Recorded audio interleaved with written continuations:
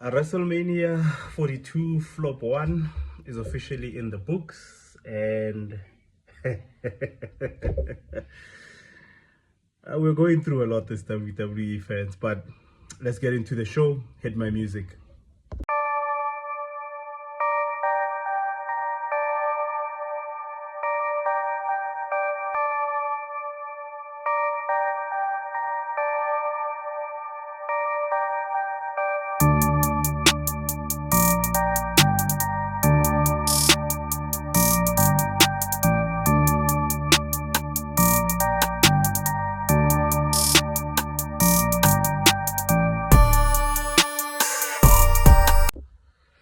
Welcome to another exciting episode of Simon Says Wrestling. And like I said in the beginning of the intro, WrestleMania 42 Flop 1 now is officially in the books. And I'm interested to hear what you guys think of the show.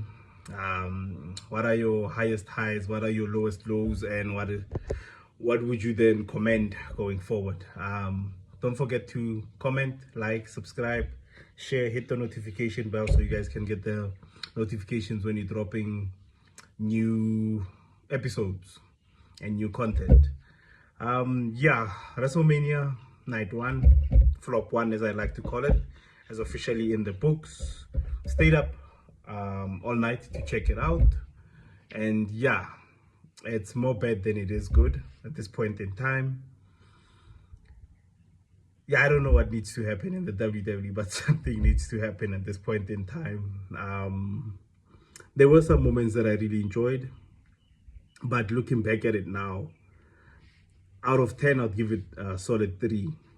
And this was not because of any sort of performance or any. It's just the fact that the wrestlers showed up. That's where we are at this point in time. We're just happy that they actually showed up to work. So yeah, it was very disappointing, underwhelming, no progression in storylines, and definitely nothing to be excited about. Like, I don't think going forward, besides Gunther and Seth Rollins, there was any sort of storyline progression in any match, in any sort of sense. They basically brought John Cena on to lie for the WWE, to basically cover up for the stuff ups and the lack of creativity in the past couple of weeks. And I don't know whether they just realize this now, or half of the creative team just came back and had put everything on. I think AI can even come up with better storylines than what we got in this WrestleMania. A couple of returns here and there. Like I said, nothing but clickbait at this point in time. But yeah, let's just go through the whole program, discuss the matches, and you guys will let me know what you guys think, what you feel, and what you went through. Like I said, going into this build, this is utterly the most nonsensical build that I've ever seen going into WrestleMania. WrestleMania didn't even feel like WrestleMania. It felt like some sort of pay-per-view that they had established last year and were trying to implement it into the wrestling books. WrestleMania did not have the expectancy that we normally have for WrestleMania. I think this is something that you would get maybe going into a Saturday night main event. Now, I'm not looking down on the event, but at this point in time, Stand and Deliver was booked way better than what WrestleMania was this year. So, first match, we got the Usos and LA Knight versus IShowSpeed and Jake Paul and Austin Theory. Austin Theory took the pin, and this one half of the tag team champions took the pin. I don't know why, how, or what we're trying to do with these Raw Tag Team Championships, but it's not working. Austin Theory is just getting dumped once again. Just basically when he was coming back and we all had hope for him, it seems that he's going back into the ditch that he came back from. The ditch of irrelevance, directionlessness, and most of all, just being there because he has to be there. IShowSpeed, obviously, I think he achieved his goal for the match. His goal for the match wasn't to absorb the art and the culture of the wrestling community, it was basically to get a moment. TKO is relying on moments and views to base their decision as to why they are making certain matches or why they're making certain decisions. Show Speed came off of the top turnbuckle, went through a table through Logan Paul. Kind of the same formula that Logan Paul used to basically get recognized in the WWE.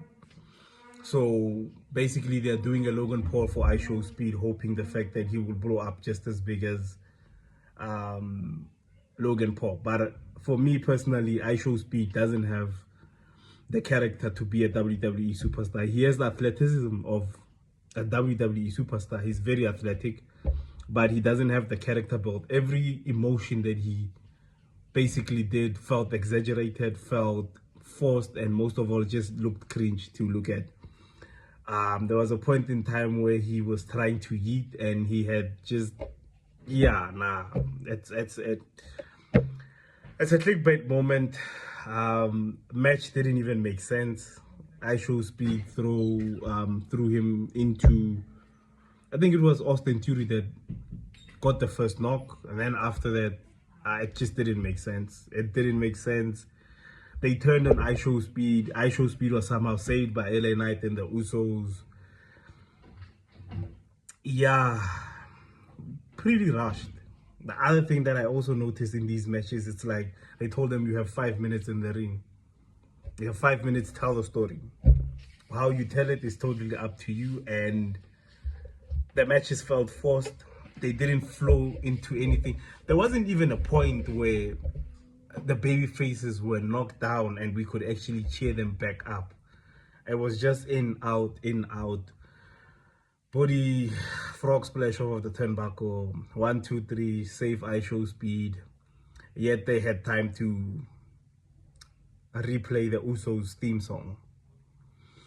Yeah, anyway, we went into, I think what the second match was. What was the second match? Actually, most of my predictions went pretty wrong, but I'm not gonna go according to the card. I'll just go to covering everything that was happening on Mania. They don't care enough to make storylines. I don't care enough to keep a timeline of which match is followed after which match.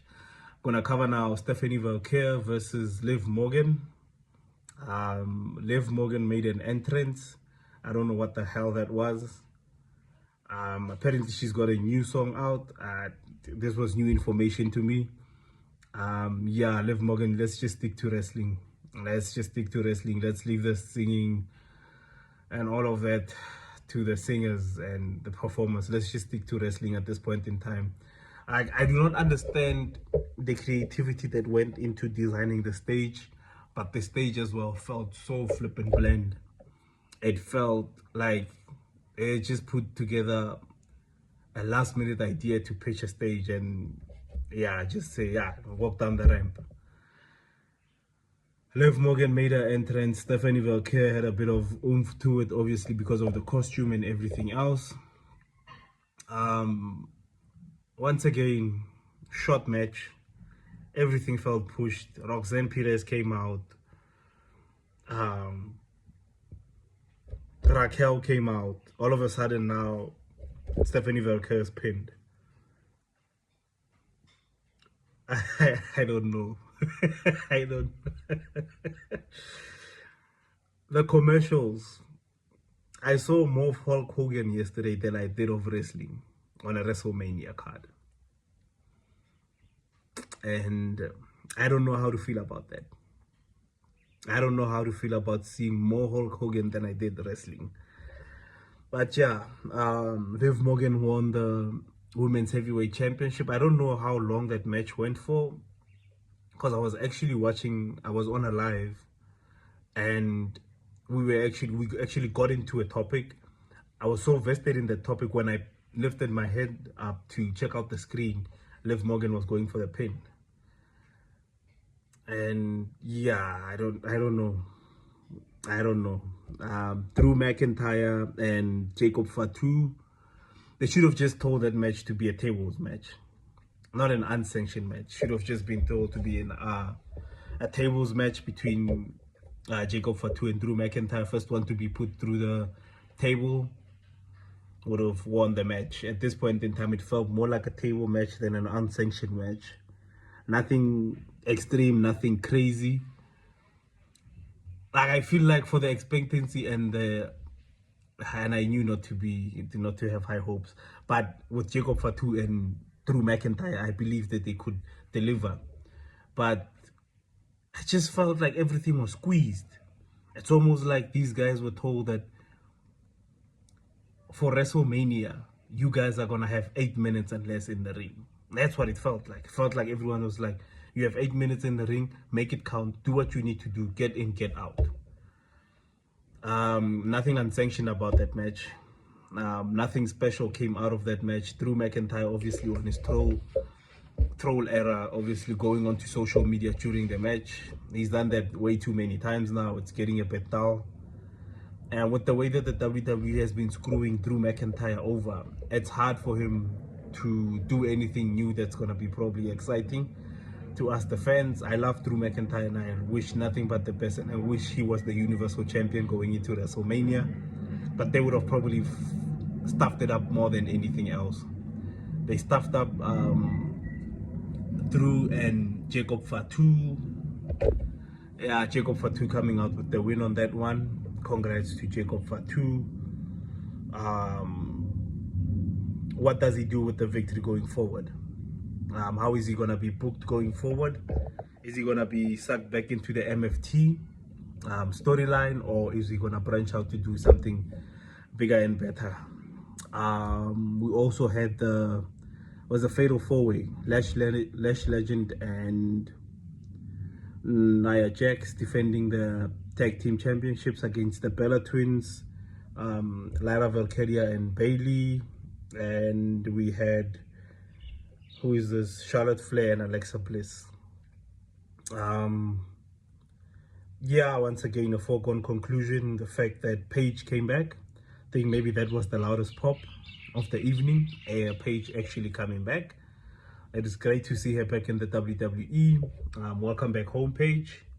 But what do we do going forward now? Paige is literally one half of a identical twin tag team. What happens when the other twin gets cleared for action? They probably haven't thought that far. They're still gonna milk Paige coming back, obviously, for Raw after Mania. Even if she shows up on SmackDown, it will probably milk this one because it got the biggest pop. But I bet you the creative team doesn't have a way forward for Paige. They literally were like, we need to get her back in the WWE. We got her back in the WWE. Yeah, what now? Obviously, Paige and one of the Bella Twins winning the tag team championships. It is what it is. It's happening. It is what it is. It is what it is. The last minute scripted match, the match that was put together because of an injury, was actually the best on the card today. Which obviously leads back to the title that's on the video, that injuries are creating better storylines than what the whole creative team is coming up with. And Seth Rollins and Gunther didn't disappoint. They pulled through, they showed out. Bron Breakker obviously making his return. And with Bron Breakker making his return, what does it mean for Gunther? Because obviously the original script was for Bron Breakker to face Seth Rollins at WrestleMania, but unfortunately, Bron Breakker got injured and could not make it to Mania, but was at Mania.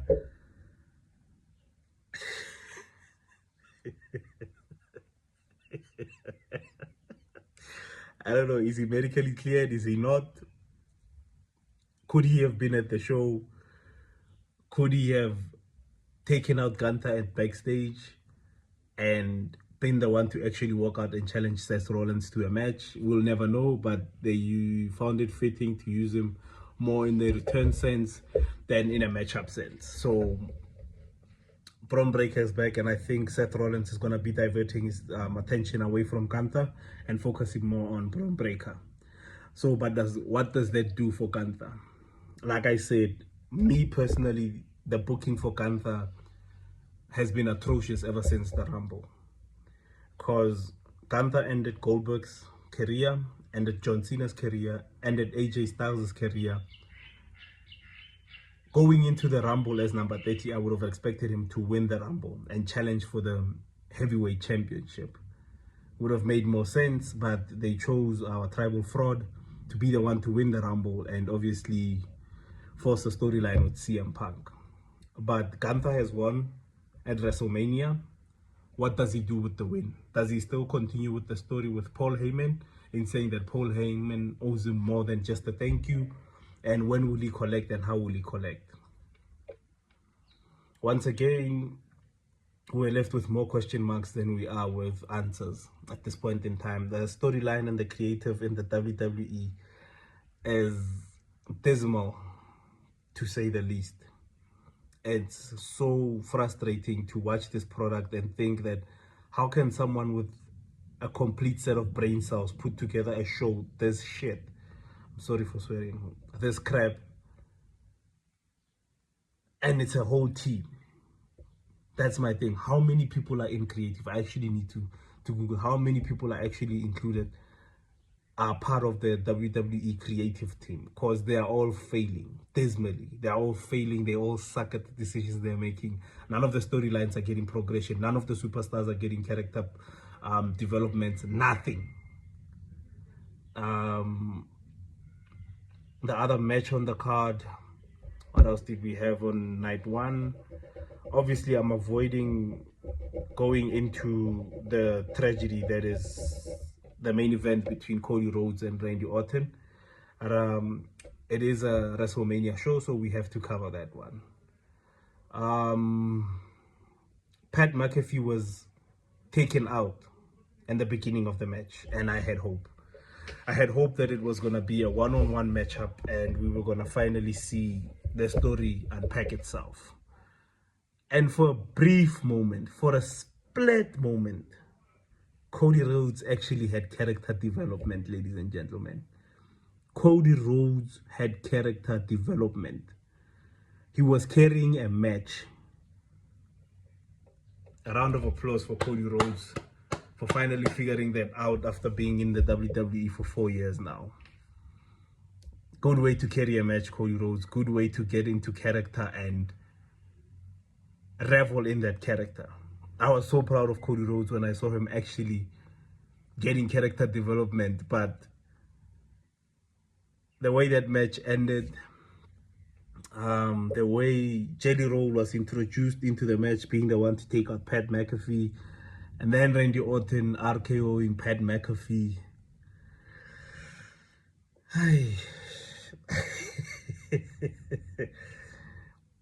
Randy Orton basically pinned Cody Rhodes. Pat McAfee came running down.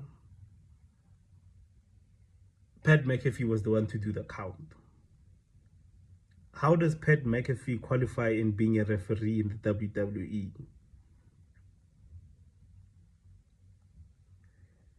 Yeah, good ninja. Like, it's just a lot. It's just how do you explain getting Pat McAfee as a WWE referee? Is being a WWE referee that easy? Can I just go backstage, sign a contract, and then come out and be a referee? Randy Orton didn't show any frustration. He didn't blow a gasket. He just smiled, then RKO'd Pat McAfee.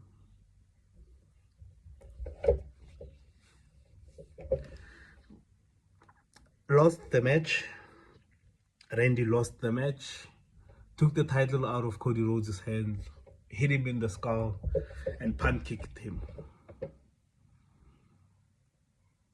Why? You already lost the title. You already lost the match. There's no use in bringing back the punt when it's not to capture the 15th world title.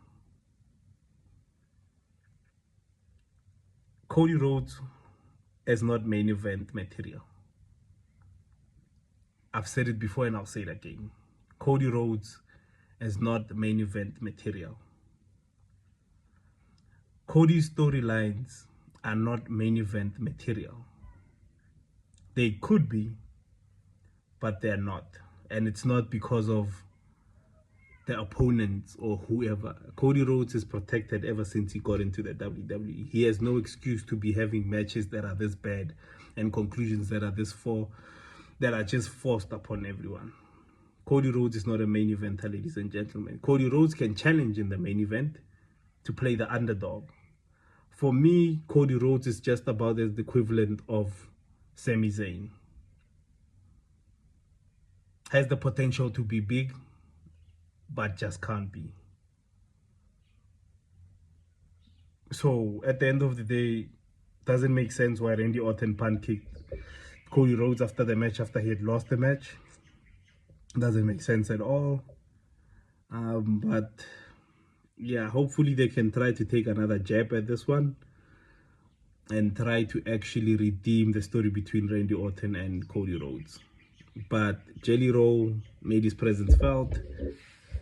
One of the worst frog splashes I've ever seen. And I've seen a lot of crappy ones, but that one takes the cup. Wasn't even a frog. Oh, he hit an elbow. Yeah. Anyway.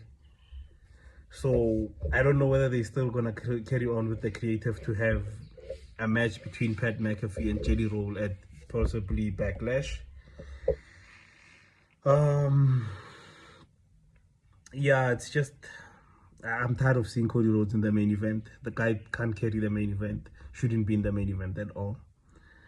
Becky Lynch retained the Women's Intercontinental Championship. Yeah, another short match, another summary. It's almost like they were told, go out there, give a summary of the match that you would like to give someday.